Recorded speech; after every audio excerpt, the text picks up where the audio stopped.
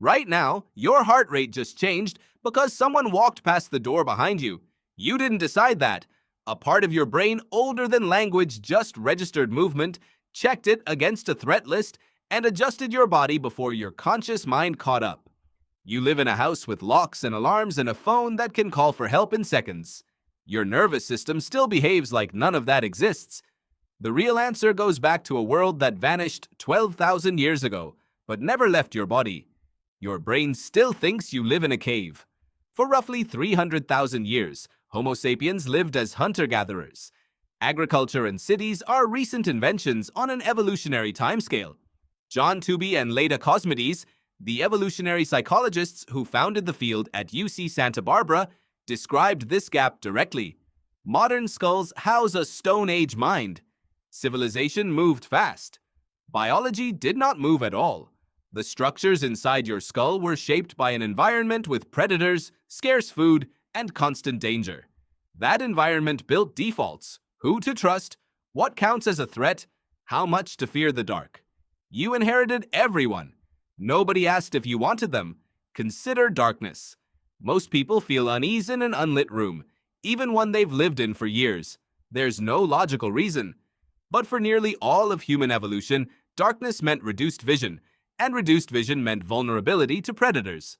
Randolph Nesse, the evolutionary medicine researcher at Arizona State University, has written extensively about how fear like this persists long after the danger disappears, because a fear that fires unnecessarily costs almost nothing, while a fear that fails to fire when a predator is present can cost your life. Evolution doesn't optimize for accuracy. It optimizes for survival.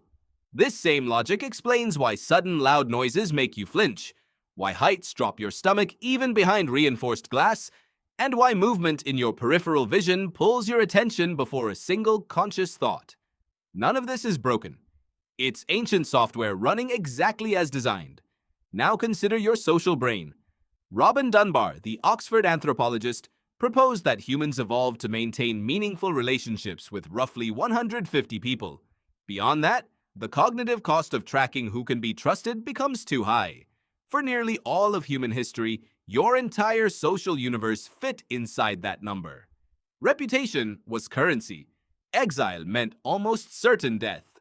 That's why public embarrassment can feel unbearable even when the actual stakes are nothing. Your nervous system isn't calculating the realistic consequence of tripping in front of strangers. It's running an ancient calculation built for tribes of 150, where mockery could mean exile and exile could mean dying alone. You feel cave-level stakes for office embarrassment because your brain cannot tell the difference. There's also the matter of food. Daniel Lieberman, the Harvard evolutionary biologist, has spent decades studying how human bodies evolved under caloric scarcity.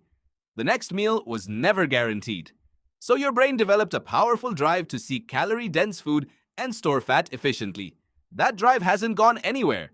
You now live with constant access to cheap, calorie-dense food, and the same circuitry that once kept your ancestors alive now drives you toward a second helping you don't need.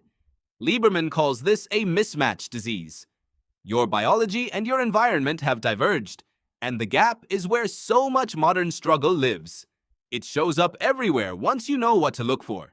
You crave sugar because sugar once meant rare, valuable calories.